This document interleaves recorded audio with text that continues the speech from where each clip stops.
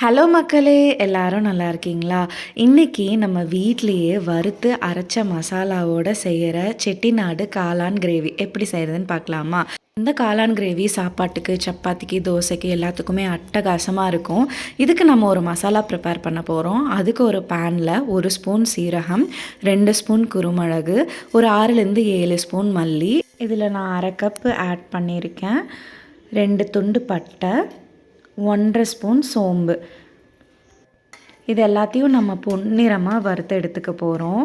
பொன்னிறம் ஆனதுக்கப்புறம் ஒரு பிளேட்டில் எடுத்து வச்சுக்கோங்க. இப்போ அதே பேனில் கொஞ்சமாக எண்ணெய், இஞ்சி, பூண்டு, வரமிளகா இது எல்லாத்தையும் வறுத்துக்கோங்க. இது வறுத்ததுக்கப்புறம் 1/2 கப்பு சின்ன வெங்காயம், கருவேப்பிலை இதெல்லாம் பொன்னிறம் ஆனதுக்கப்புறம் முன்னாடி வறுத்து வச்சுருக்கோம் இல்லையா, அந்த மசாலாவையும் இதையும் சேர்த்து அரைச்சிக்கோங்க நல்லா பேஸ்ட்டாக.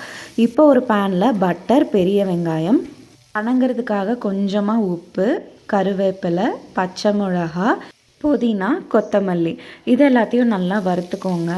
வெங்காயம் வணங்கினதுக்கப்புறம் 2லேருந்து 3 தக்காளி எடுத்திருக்கேன். நல்லா பெரிய சைஸ் தக்காளி.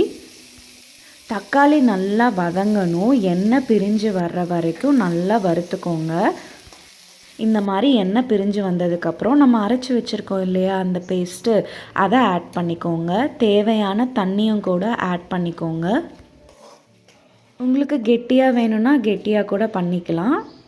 கொஞ்சம் சாப்பாட்டுக்குங்கிறதுனால கொஞ்சமாக தண்ணி ஆட் பண்ணிக்கலாம். இப்போ 1/2 லெமன் புழிஞ்சிக்கோங்க. தேவையான உப்பு ஆட் பண்ணிக்கோங்க. ஆட் பண்ணதுக்கப்புறம் ஒரு கொதி வரட்டும். கொதி வந்ததுக்கப்புறம் வாஷ் பண்ணி வச்சுருக்கிற மஷ்ரூமை ஆட் பண்ணிக்கோங்க.